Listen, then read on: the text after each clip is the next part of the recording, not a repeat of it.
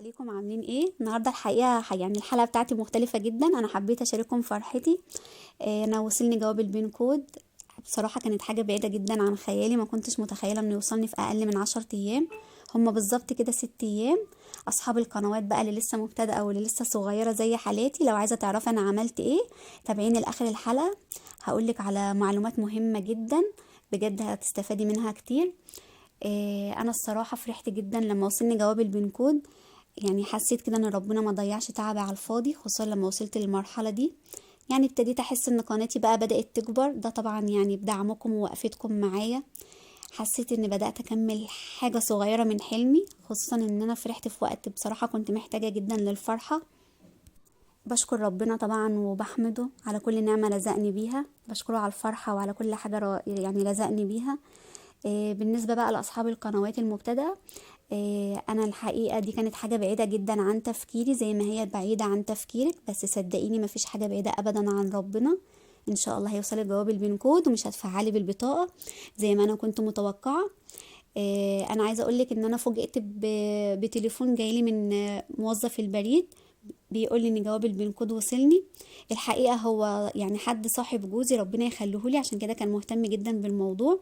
بس صدقيني لو انتي مش عامله بياناتك صح والحاجات اللي هقولك عليها، لو انتي موصيه يعني مصر كلها، مش هيوصلك الجواب غير لما تعملي الحاجات اللي هقولك عليها. ان شاء الله هتستفادي منها جدا.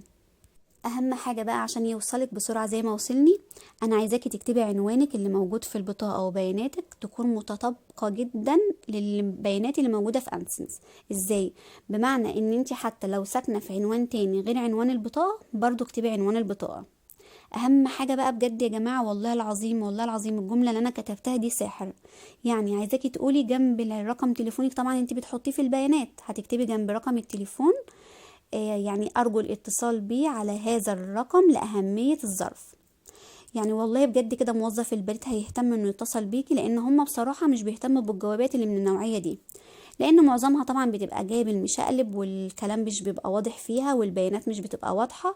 انا يعني الجواب بتاعي قدامك اهو، اسمي ذات نفسه مش عارفة اقراه، لان هو بصراحة جاي حروف وارقام حاجات بالمشقلب.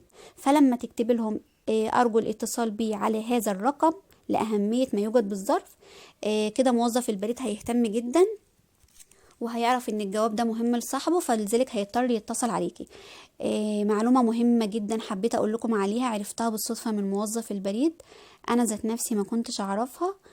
طبعا اغلب الناس كاتبة اسمها بالعربي وبياناتها كلها بالعربي. لا، احنا المفروض، هو قال لي كده المفروض نكتب بياناتنا بالانجليزي، لان شركة جوجل دي شركة اجنبية، فالمفروض اننا نكتب انجليش لان هما بيقروا انجليش قبل ما بيقروا عربي. تمام. يعني فده هيسهل ليهم ان الجواب يوصلك بسرعة. طب ولنفترض ان انتي كتبتي بياناتك زي ما انا كتبتها بالعربي وبعتها، عدليها واكتبي جنب منها لو لسه ما وصلكيش الجواب، ولو طالباه لاول مره عدليها واكتبي جنب منها ارجو الاتصال بي على هذا الرقم لاهميه ما يوجد بالظرف. طيب لا قدر الله ما وصلكيش الجواب من اول مره، هتطلبيه تاني بس اعملي بياناتك كلها بالانجليزي.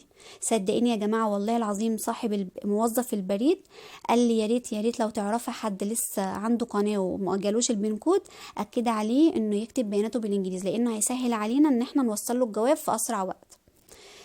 طبعا انتي بتطلبي البين كود بعد ما بتحققي شروط القناة وبتفعليها. بعدين طبعا بتحققي تالت شرط اللي هو يعني سوري تالت شرط اللي هو اصعب شرط، $10 اللي كلنا غلبنا فيهم. بيوصلك رسالة بقى انك بتدخلي الرقم التعريفي تقريبا كده، هو كان مكون من 10 ارقام لان انا لسه بصراحة ما دخلتوش. يعني هما بيبعتوه مرة واحدة، انت مش بتطلبيه اول مرة ولا حاجة، هو مجرد ما بتحققي $10 بيوصلك رسالة ان البين كود جايلك في الطريق زي ما وصلتني. لا قدر الله ما وصلكيش لاول مرة، بترجعي تطلبيه المرة التانية والمرة التالتة والمرة الرابعة، قدامك 3 مرات على 3 شهور بتطلبيه فيهم. ان شاء الله ربنا يرضيكي ويفرحك ويوصلك من اول مرة زي ما وصلني. بس اتمنى تعملي بالنصايح اللي قلتلك عليها وتكتبي جنب الرقم الجملة اللي قلتلك عليها. تمام. وبرضو ما تنسيش تكتبي بياناتك بالانجليزي لو انت لسه ما طلبتيش اصلا البين كود. لان طبعا بظروف يعني مرض كورونا وكده ما حدش بيهتم بالجوابات دي ان هو يوصلها وكده. لما يلاقوا الحاجه سهله والبيانات سهله واسمك بالانجليش وكاتبه الكلام اللي قلتلك عليه، صدقيني هيهتموا جدا وهيبعتولك في اسرع وقت. وان شاء الله تدعي لي كده وتقولي يعني ايمي كانت السبب في ان احنا نعرف المعلومة دي. تمام. في اخر الحلقة بتاعتي بقى عايزة اشكر كل حد دعمني واشترك في قناتي وعمل لي لايك. بجد بجد يعني اللي وصلت له ده طبعا بفضل ربنا ثم بدعمكم وحبكم ليا. بشكر كل صحابي حبايب قلبي اللي بيرفعوا دايما من معنوياتي وبيدوني طاقة إيجابية وبيفرحوني. بشكر الناس الغريبة بجد اللي معرفهاش اللي بتدخلي على الكومنتات وبتكتب لي كلام كويس وبيفرحني. انتوا بقيتوا مش أغراب ولا حاجة، انتوا أهلي وعيلتي التانية. يا رب أكون عند حسن ظنكم وأكون دايما ضيفة خفيفة على قلبكم. ان شاء الله الفترة الجاية عندي افكار حلوة وحاجات جميلة هتعجبكم، هنعمل مع بعض وصفات وروتينات والعاب وفلوجات ان شاء الله هتعجبكم جدا. طولت عليكم بقى معلش، اشوفكم يا رب على خير في الحلقة الجاية. كانت معاكم ايمان دياب من مطبخ وروتين ايمي، والسلام عليكم ورحمة الله وبركاته.